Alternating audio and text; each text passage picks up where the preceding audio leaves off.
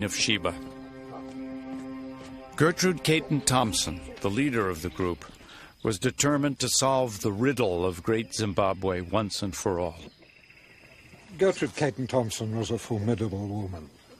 Her archaeological standards were of the highest. It was an all-woman team. I think very deliberately she always worked with women and was one of the first feminists in archaeology.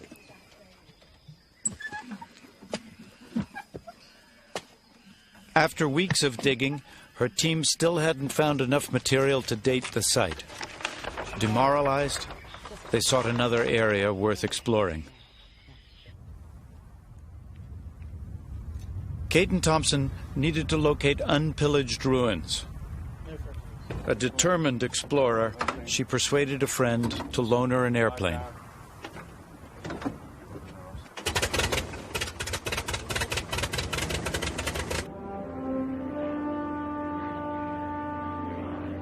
As she swept past the back of the Acropolis, she noticed an uncharted path to the top. It was obscured by vegetation and led to a new set of walled enclosures.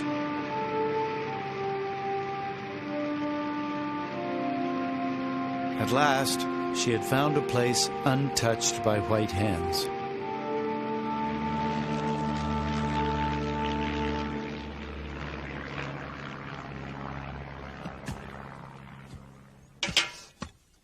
The work began the following day. They would eventually collect all the proof she needed. Her conclusion: ancient Bantu people had built Great Zimbabwe in medieval times, starting around the 11th century. But her report was not popular among white Rhodesians. Gertrude Caton Thompson's work gave her the highest reputation among the academics and scientists. It did nothing to persuade the settler to overcome his prejudices. The settler, like all colonial settlers, knew his native. He knew that the native could not do this. He knew that the native was a savage.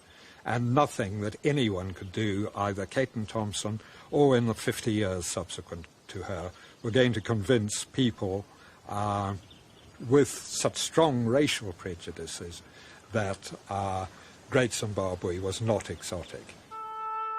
There are unenlightened persons who assert complacently that these unexampled structures are of Bantu artistry. Bantu people are unchanging. They are as they used to be, farmers, herdsmen of small brain capacity. She had a special file for such poisonous propaganda. Many years later, a black servant was still shown bowed before a white queen of Sheba in an official Rhodesian travel poster. Great Zimbabwe was being used as a symbol of white racial superiority. Today, the same image is the icon of the new nation of Zimbabwe. The attempt was to undermine the legitimacy of the claims of African nationalists and to say this land is as much ours, if not more so, than yours. If you suddenly demonstrate, but look, these walls testify against you because these have been here for hundreds of years and they were erected by Africans, silent witnesses that Africans were here centuries before you, they can't take it.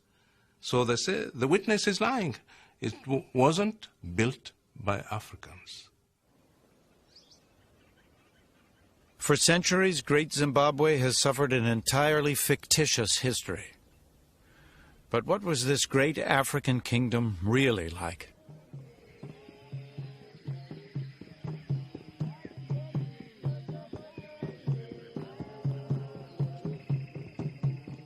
In its heyday during the 14th century, Great Zimbabwe was a thriving metropolis, unique in all of Africa.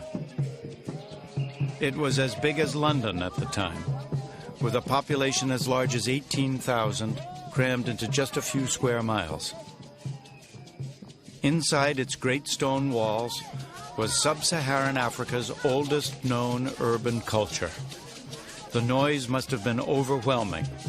Smoke from hundreds